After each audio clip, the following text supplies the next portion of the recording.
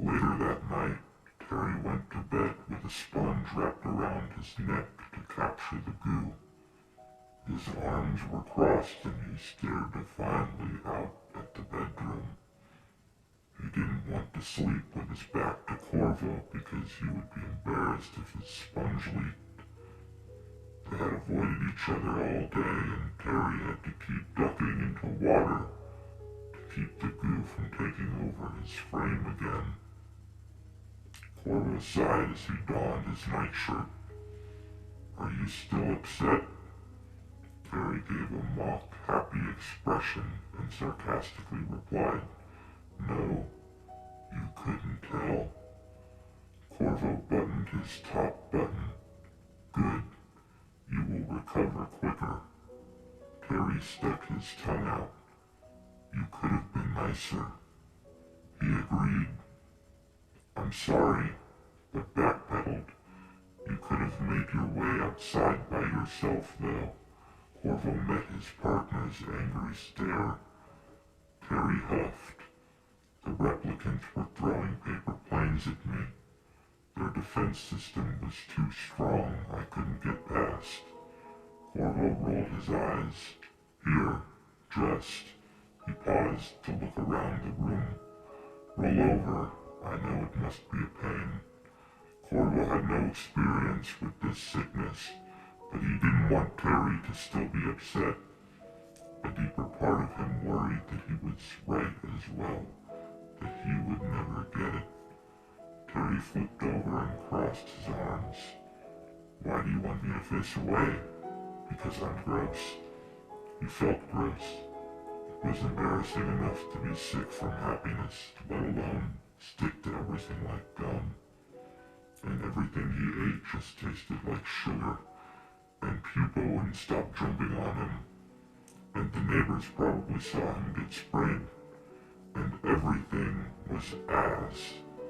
How did he get sick in the first place?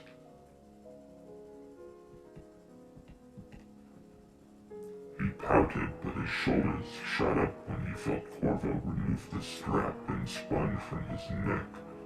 "What are you doing?" The blue alien whispered against his neck as he laid down with him. "Just stay still." He waited for the substance to appear, and when he moved a finger through the sap, it made Terry jolt. "Why are you touching it?" "Because I want to see." He brought it to his mouth and noted that it tasted like maple syrup. As it dissolved quickly on his tongue, he added, "It does taste like sugar." Terry almost couldn't speak. "You tried it?"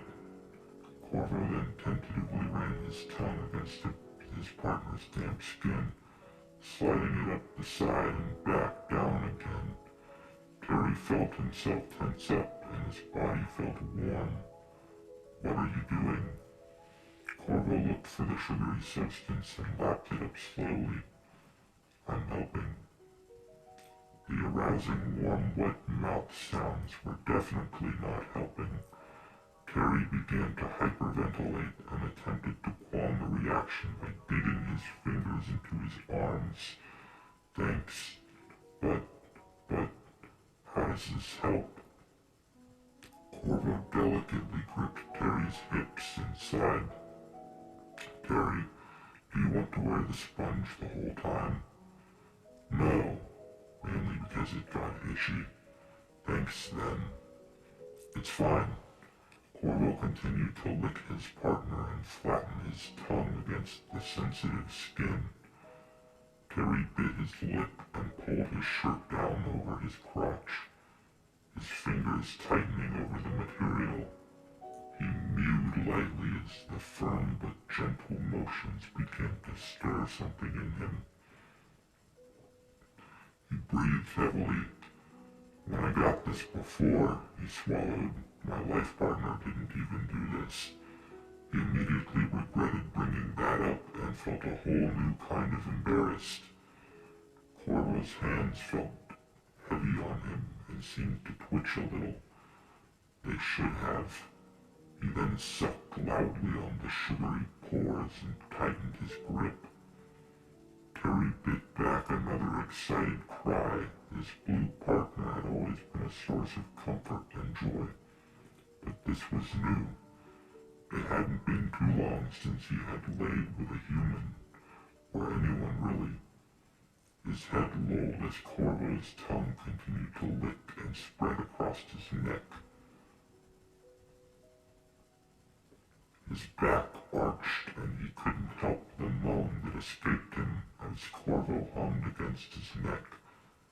If the blue alien cared about the noise, he didn't show it, and continued to suck and lap against his skin. Terry swallowed and gripped one of Corvo's hands nervously. Wait. He felt his mound growing warmer and his roots beginning to unfurl. He sighed in bliss as his partner nipped against his flushed skin.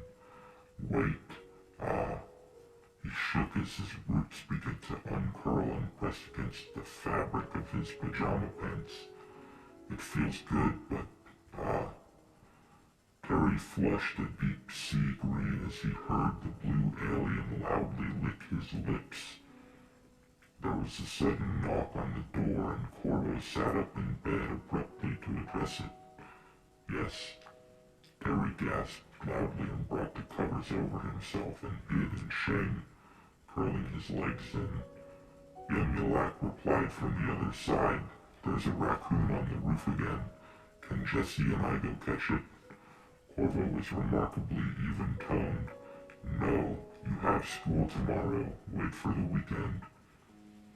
He heard the kid sigh and groan, followed by the distinct sound of a net hitting the floor and being dragged. When he turned around, he saw Terry putting his neck sponge back on.